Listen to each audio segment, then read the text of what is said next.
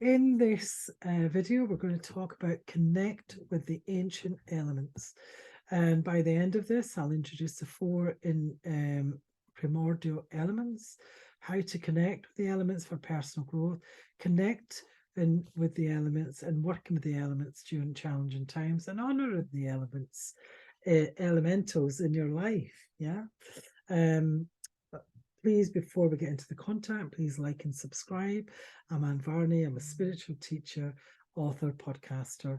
And please, if this really talks to you, there's so many other videos on YouTube that I have recorded that have got lots of information about the ancestors. So let's go. The four let me say that again. The four primordial elements, earth, air, fire, and water, underlie everything in the physical world. You know, they're also the building blocks of our spiritual lives. And by understanding how to work with these elements, we can create a strong foundation for growth and development on our spiritual path. And each element has its own unique properties and qualities, which we can use to enhance on our journey. Working with the primordial elements is an ancient practice that can help us connect with the spiritual dimensions of life. And each of these elements, earth, air, fire, and water, has its own unique energy and qualities that can support our growth and transformation. And we're going to explore some of the ways with each of these elements,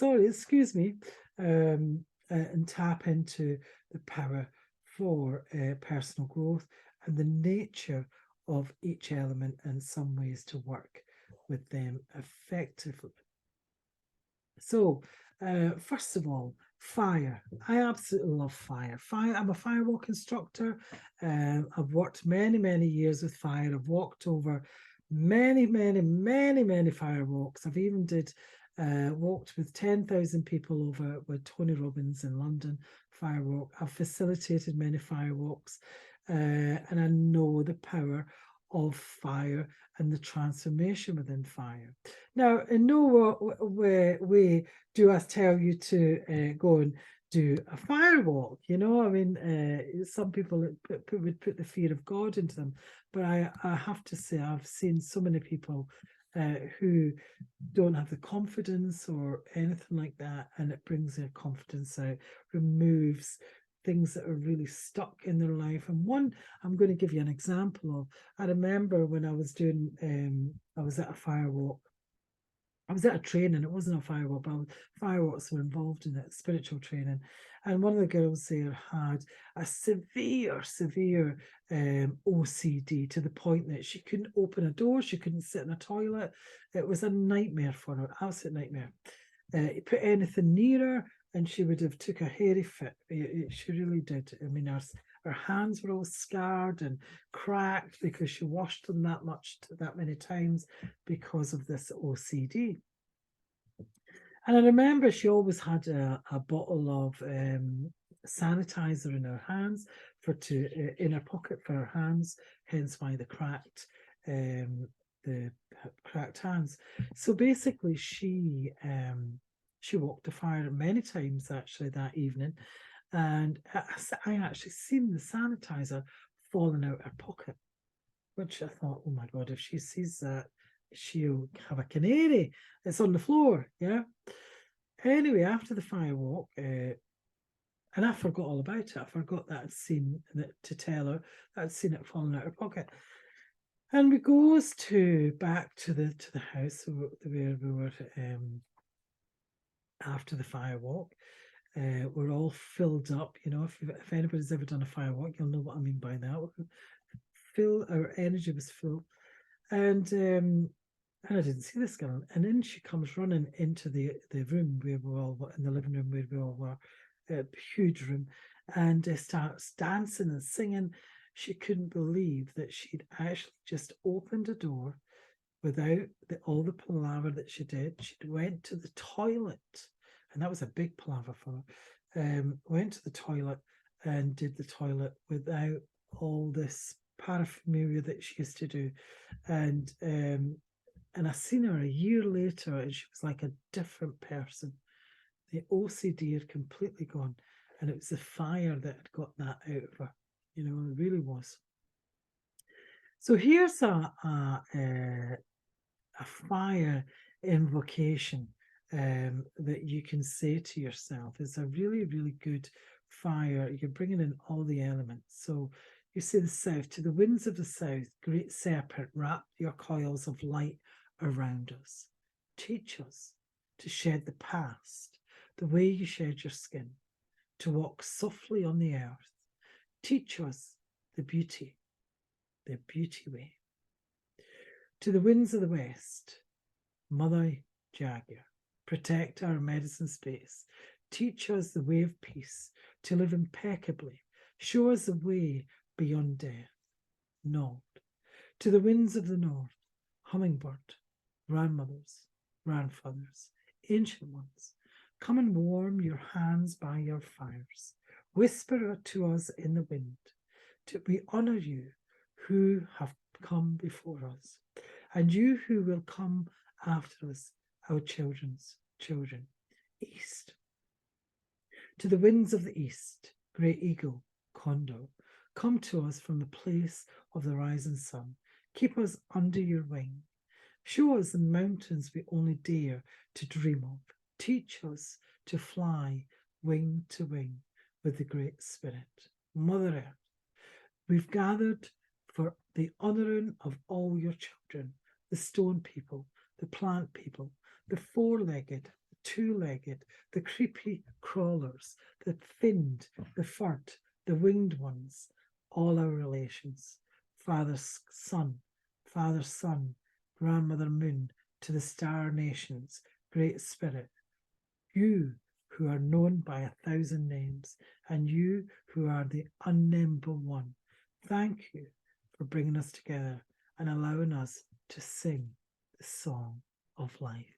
And this is a beautiful invocation by the Shamanic Four Winds.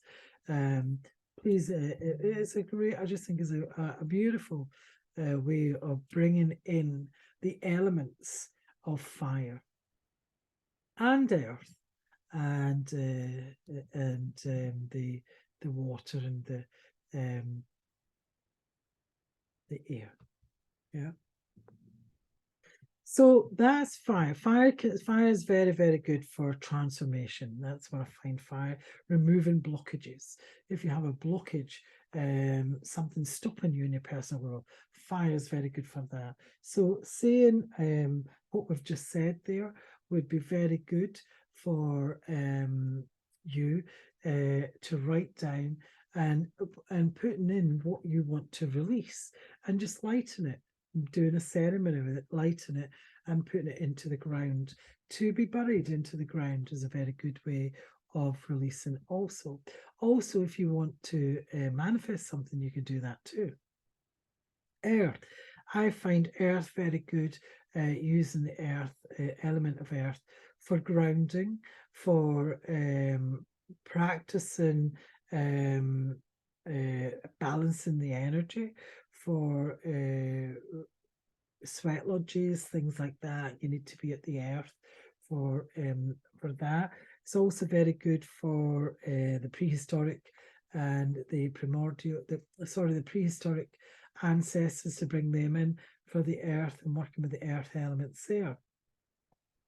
And there's loads of things you can do with the earth elements, you know, but like doing a ceremony for, say, for instance, you're bringing something new into your life, or you're releasing something that no longer serves you. Can be done by the earth element also. The air is very good. Wind is very good if you want to something to flourish. The air is very good for that. Because air is very powerful as well. Water, I remember I did the Shaman's Way. I was building a program for my students, the Shaman's Way and the Shamanic Practitioner, and we really, I was connecting to the primordial elements, just what I could bring to so it was authentic, so what I could bring, and I was connecting to and it took me a wee while. Usually I was quite good at connecting with the elements, but for the water it took me, quite a few attempts, but when I connected, boy, powerful, to the point that my whole body was vibrating, and I was just standing beside a waterfall, and it wasn't a big waterfall. It wasn't, it didn't have a lot of. There was a lot of energy in it. Don't get me wrong, but there wasn't a lot of water. So we'll see, like the huge Niagara Falls and what have you. It was a small waterfall. But when I connected, all I seen was, all I can describe it as like steam, mist. The energy of the water was just like a shape, this shape of steam or mist. But it was so powerful that the whole of my body started to shake from head to toe, when I connected.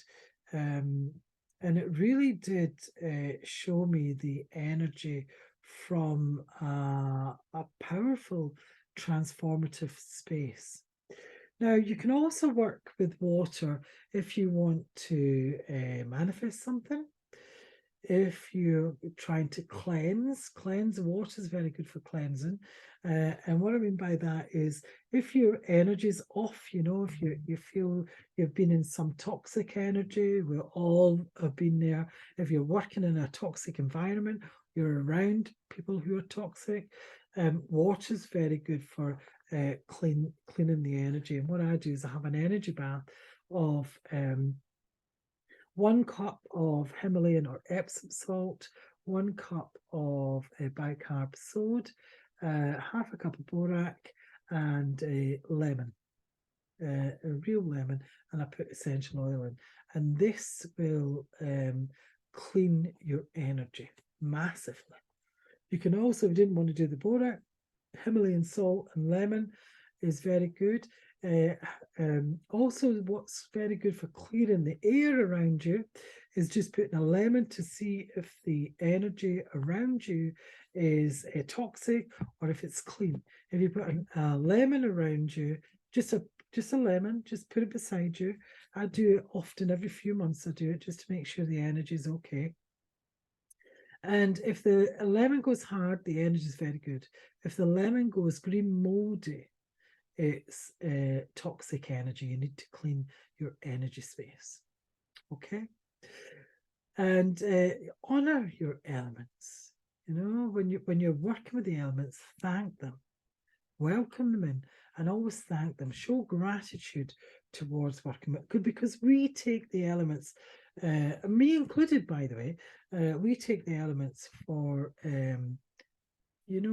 really for granted. We really do. We take it all for granted, and they're there really to help us, because if we didn't have that air to breathe and that clean air, think how you would feel, to really get out, walk in nature. I know that's what I'm going to be doing after this, and see you later.